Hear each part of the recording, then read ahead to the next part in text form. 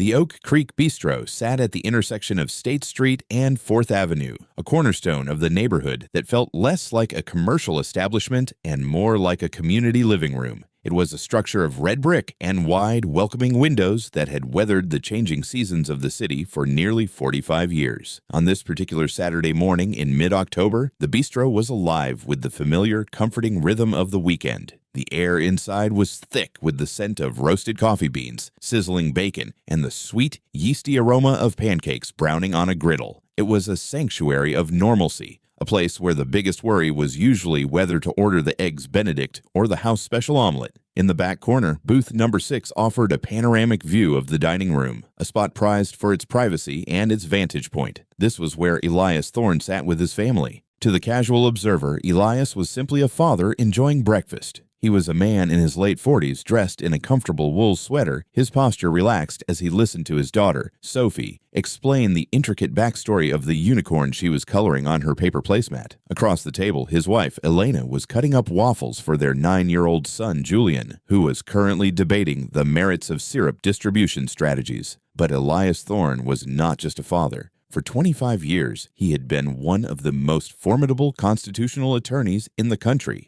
He had spent a quarter of a century in the trenches of federal litigation, dissecting the precise language of the Fourth Amendment, challenging overreach by government agencies, and rewriting use-of-force policies for police departments that had lost their way. He had a mind that worked like a finely tuned watch, constantly observing, categorizing, and analyzing the world around him. He knew the weight of the law not as an abstract concept, but as a physical shield designed to protect citizens from the arbitrary exercise of power. Whatever peace existed in that diner was shattered at 10:14 a.m. The heavy glass door at the front of the restaurant didn't just open, it was shoved inward with enough force to rattle the brass bell hanging above it. The cheerful chime, usually a signal of welcome, sounded jarringly dissonant, like a warning alarm. Officer Brett Gable stepped across the threshold. He did not look like a peace officer arriving to serve a community. He looked like a soldier entering a combat zone. He was a younger man, perhaps late 20s, with a build that suggested he spent more time in the gym than in the law library. His uniform was immaculate, but his demeanor was frayed. He didn't pause at the host stand. He didn't acknowledge the waitress carrying a pot of coffee who had to step quickly out of his path to avoid a collision.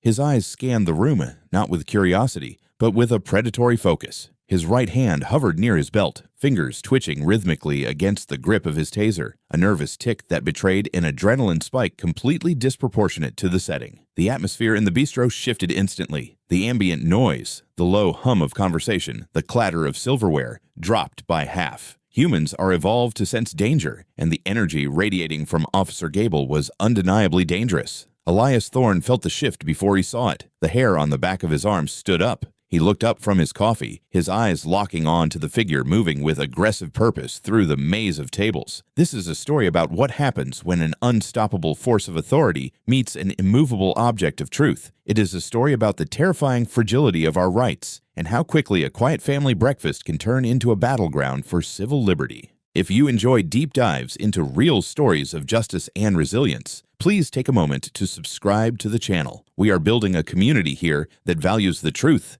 and we'd love to have you with us. Officer Gable didn't meander. He walked in a straight line, cutting through the dining room with a stride that demanded the space around him be cleared. The Axon Body 3 camera clipped to the center of his chest was blinking, a silent, unblinking eye recording every frame of the unfolding disaster. It captured the confused faces of diners as he passed, the sudden stillness of the busboy clearing table 4, and the widening eyes of Elena Thorne as the officer stopped directly in front of their booth. His shadow fell long across the table, eclipsing the sunlight that had been warming the children's coloring pages. He stood too close. It was a tactical intimidation technique, invading the personal space to trigger a flight or fight response. "Sir," Gable said. His voice was loud, projecting to the back of the room. "I need you to grab your things. You're leaving. Now."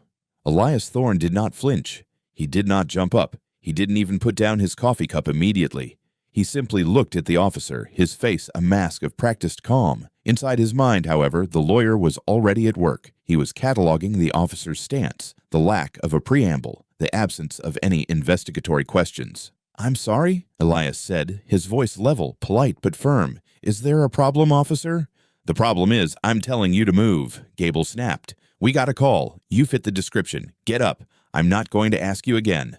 The words hung in the air, heavy and toxic. Elena reached out instinctively, her hand covering Sophie's small hand on the table. Julian froze, his fork halfway to his mouth, sensing the sudden radiation of threat coming from the man in the uniform. Elias set his cup down slowly. The ceramic clicked against the saucer, a sharp sound in the sudden silence of the restaurant. He turned his body slightly, fully facing the officer. "A call about what?" Elias asked. "You're detaining me and my family. For a detention to be lawful, you need reasonable, articulable suspicion that a crime has been committed, is being committed, or is about to be committed. What is the crime, officer?" Gable blinked. He hadn't expected a question. He had expected fear. He had expected immediate, scrambling compliance. The script in his head was simple. "I command, you obey." The interruption of that script caused a visible glitch in his demeanor. His jaw tightened. The camera on his chest recorded the rise and fall of his chest, the quickening of his breath. "I don't need to give you a law lesson," Gable sneered, stepping even closer. His thigh bumped the edge of the table, shaking the water glasses.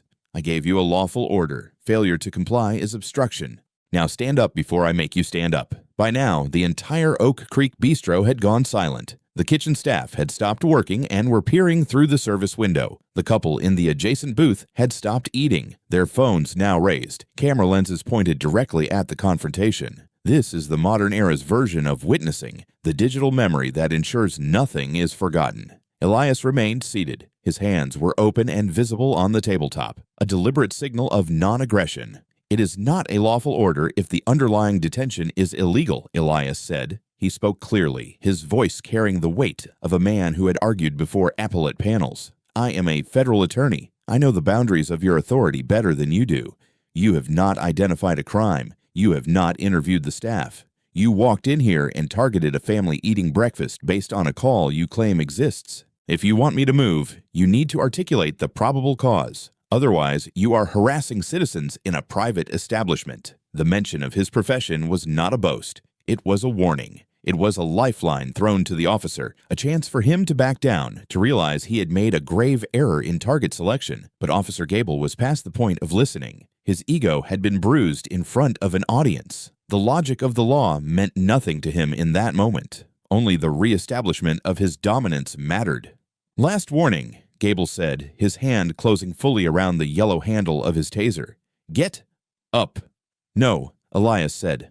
"I am not leaving. I have broken no law. I will wait for your supervisor." It is a terrifying thing to watch authority curdle into tyranny. For the people watching in that diner, the moment felt surreal. This wasn't a dark alley at midnight. This was a bistro on a Saturday morning. If it could happen here to a man wearing a cashmere sweater sitting with his children, it could happen to anyone. Before we continue to the breaking point, I want to ask you a question. If you were sitting at that table, watching an officer threaten your family without cause, would you have the courage to remain seated, or would the instinct to protect your children by complying take over? It's a nearly impossible choice.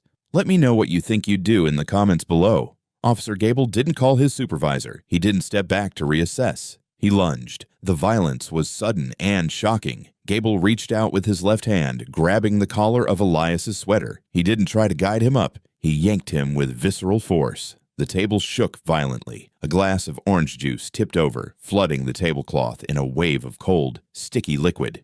"Daddy!" Sophie screamed. It was a high, piercing sound that cut through the room like a shard of glass. Elias tried to stand to alleviate the pressure on his neck, but Gable didn't give him the chance. He twisted the fabric, cutting off Elias's air for a split second, and then swung him around, hauling him out of the booth. Elias stumbled, his feet tangling in the chair legs. "Stop! What are you doing?" Elena shrieked, jumping up, her hands reaching for her husband but terrified to touch the officer.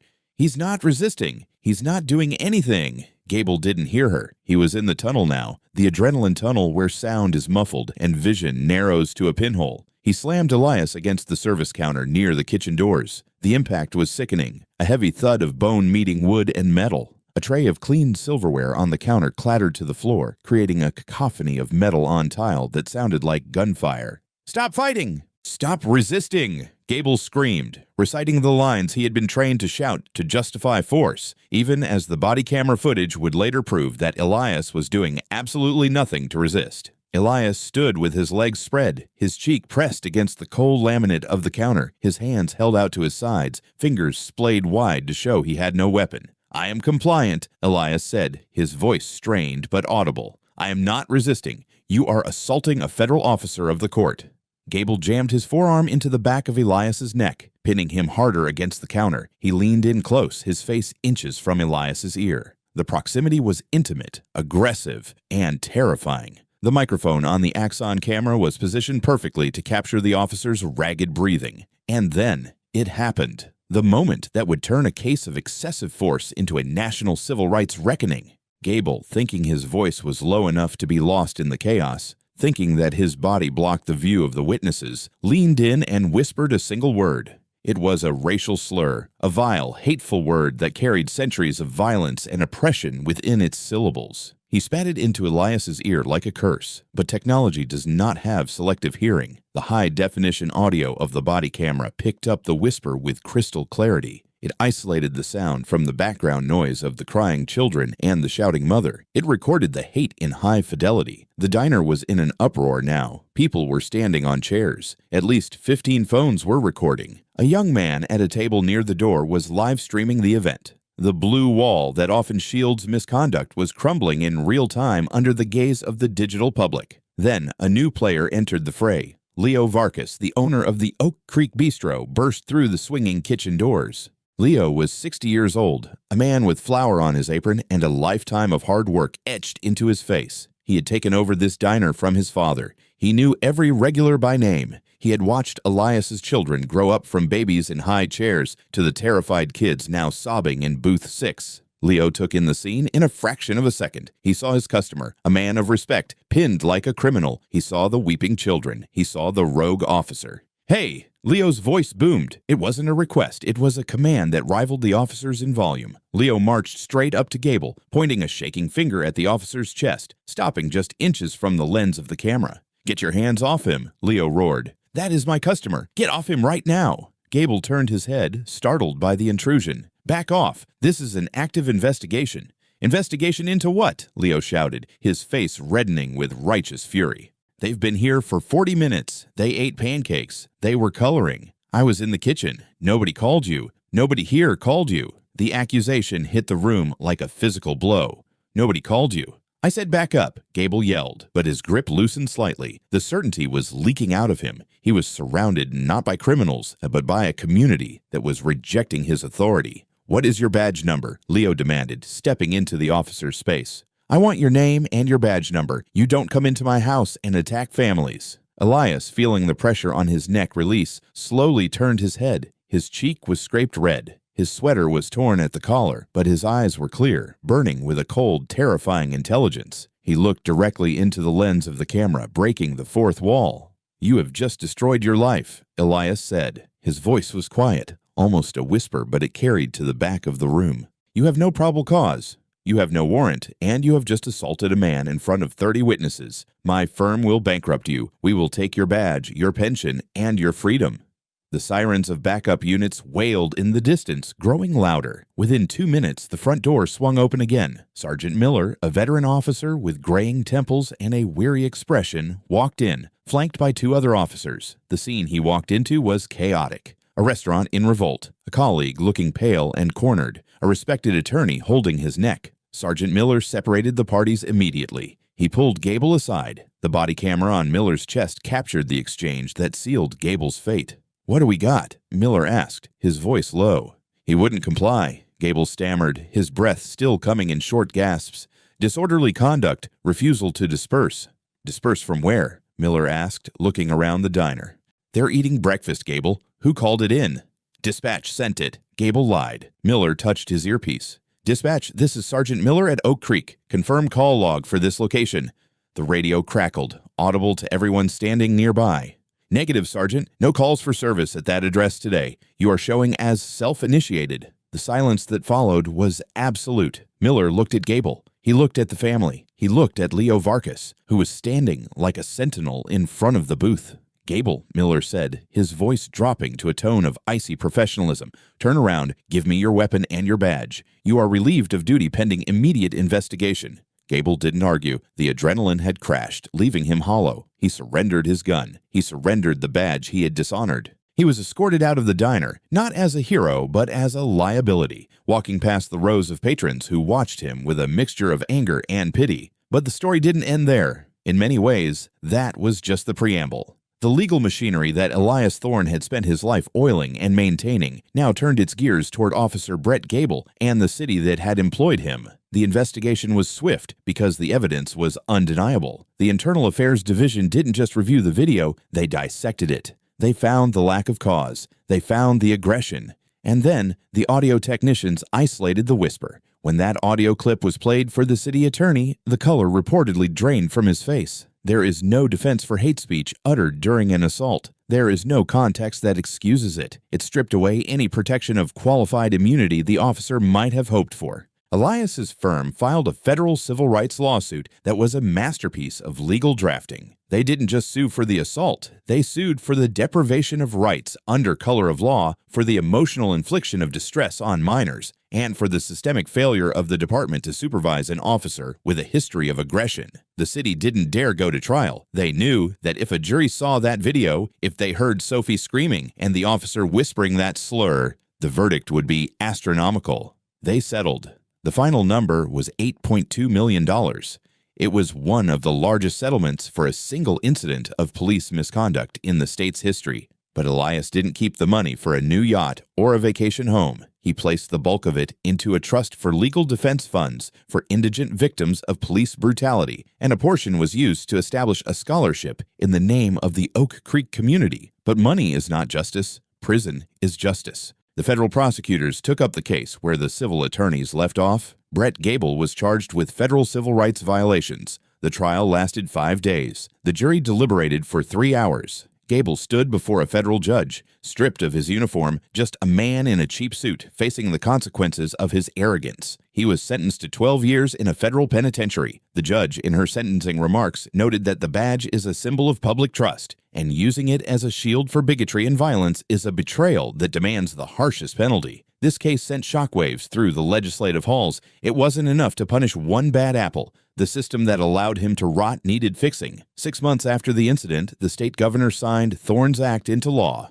It was a sweeping piece of legislation drafted in part by Elias himself. The law made it a felony for an officer to mute or obstruct a body camera during a civilian interaction. It mandated that all footage involving use of force be reviewed by an independent civilian oversight board within 48 hours. And perhaps most importantly, it stripped pension benefits from officers convicted of felonies committed while on duty. The signing ceremony was televised. Elias stood next to the governor, his hand resting on Julian's shoulder. They looked like a strong, unbroken family, but the cameras didn't capture the nights Sophie still woke up crying, asking if the bad man was coming back. They didn't show the way Elena flinched when a door slammed too hard. They didn't show the way Elias, a man who had always believed in the system, now found himself scanning every room he entered, calculating exit routes, his trust in the uniform forever fractured. Do you think 12 years was enough? Does a settlement of $8 million truly make up for the trauma inflicted on a child? These are the questions we have to ask ourselves as a society. The Oak Creek Bistro is still there. Leo Vargas is still flipping pancakes. The booth where the Thornes sat, booth number 6,